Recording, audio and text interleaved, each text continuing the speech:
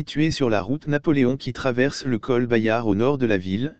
Gap est entre Dauphiné historique et Provence administrative. Elle est la principale agglomération des Alpes du Sud, à 750 mètres d'altitude, au bord de la Luye.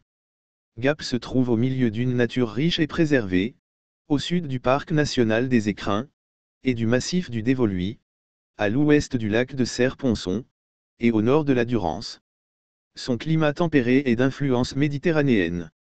Les très rares témoignages de l'époque pré-romaine sont constitués par les vestiges d'un oppidum situé au sommet de la colline de Saint-Mance, avec quelques traces visibles d'un dolmen mis au jour en 1866, et d'un ancien cimetière au lieu-dit Pré-Camargue.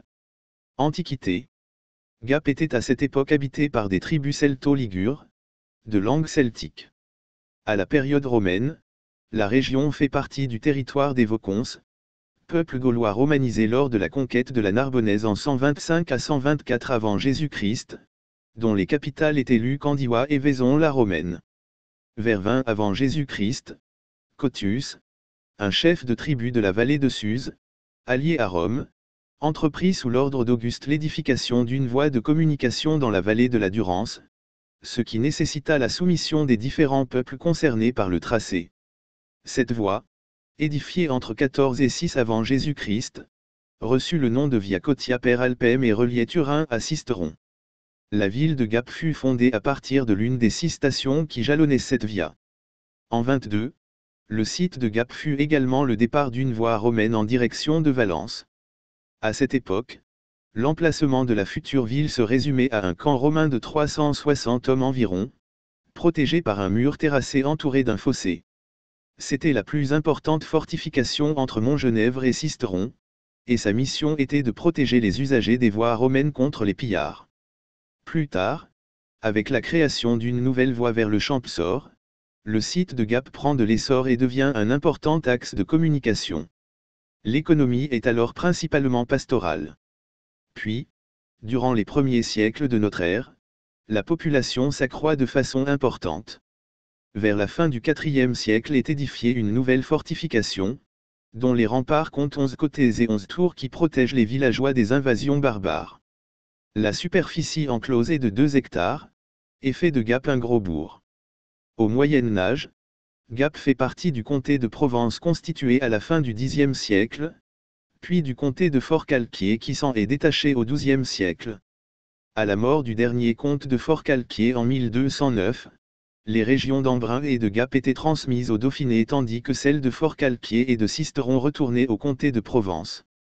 Ceci explique pourquoi le blason actuel de la région Provence-Alpes-Côte d'Azur porte le blason du Dauphiné. En 1349 le dauphin de Viennois Humbert II transmit sa principauté au fils aîné de Philippe VI de France, le futur roi de France Charles V. De 1349 à 1457, le Dauphiné demeura une principauté séparée de la France, dont le prince était le fils aîné du roi de France. En 1457 Charles VII mit fin à ce statut et intègre la province au royaume de France. Au XIVe siècle, la ville profite de l'installation des papes à Avignon, ce qui lui apporte un passage plus fréquent de voyageurs pour développer un artisanat de laines et de peaux qui l'a fait prospérer. Grâce à sa position stratégique à l'intersection de plusieurs voies de communication, la ville devient ainsi au cours du Moyen Âge un important centre d'échange des produits issus de l'agriculture et de l'artisanat, en particulier lors des 4 grandes foires annuelles. C'est aussi une étape pour les pèlerins de Compostelle qui arrivaient du sud de l'Italie et rejoignaient Arles après avoir traversé les Alpes. Plus tard, Gap devient également la voie de passage obligée des troupes engagées dans les guerres d'Italie. Les XVIe siècle et XVIIe siècles et leur lot de guerres de religion sont des périodes particulièrement sombres pour la ville. Gap est un fief catholique, alors que le Champsaur a basculé dans la religion prétendument réformée. Après diverses escarmouches, François de Bonne, chef des protestants, décide d'attaquer Gap, pourtant protégé par 20 tours.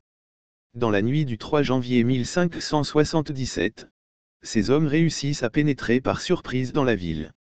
La cathédrale est incendiée, les couvents pillés, les habitants dépouillés. De Bonne fait édifier une citadelle sur la colline de Puymaure, d'où il domine tout Gap pour la surveiller.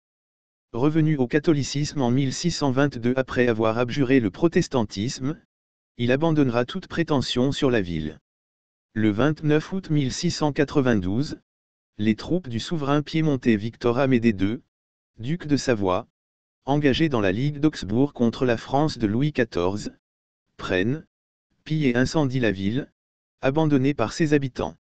En 1790, pendant la Révolution française, la province du Dauphiné est scindée en 3 départements, la Drôme, l'Isère et les Hautes-Alpes, dont Gap devient la préfecture.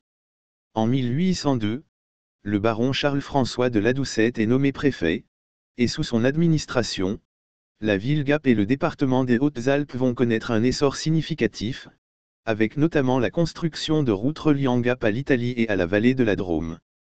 De retour de l'île d'Elbe, Napoléon s'arrête à Gap le 5 mars 1815. Y séjourne une nuit et y reçoit un accueil chaleureux de la population, dont il lui sera toujours reconnaissant. Il lègue au département des Hautes-Alpes la somme de 50 000 francs, afin qu'il crée des refuges dans les montagnes, et donne à la ville le fanion des tirailleurs corses. Il tint ce discours. Aux habitants des départements des Hautes et Basses-Alpes, citoyens, j'ai été vivement touché de tous les sentiments que vous m'avez montrés, vos vœux sont exaucés. La cause de la nation triomphera encore. Vous avez raison de m'appeler votre père, je ne vis que pour l'honneur et le bonheur de la France. Mon retour dissipe toutes vos inquiétudes, il garantit la conservation de toutes les propriétés, l'égalité entre toutes les classes et les droits dont vous jouissez depuis 25 ans, et après lesquels nos pères ont tant soupiré forment aujourd'hui une partie de votre existence. Dans toutes les circonstances où je pourrai me trouver, je me rappellerai toujours avec un vif intérêt tout ce que j'ai vu en traversant votre pays. En 1875, l'arrivée du chemin de fer marquera l'entrée de la ville dans l'ère moderne, pour devenir au XXe siècle la principale agglomération des Alpes du Sud.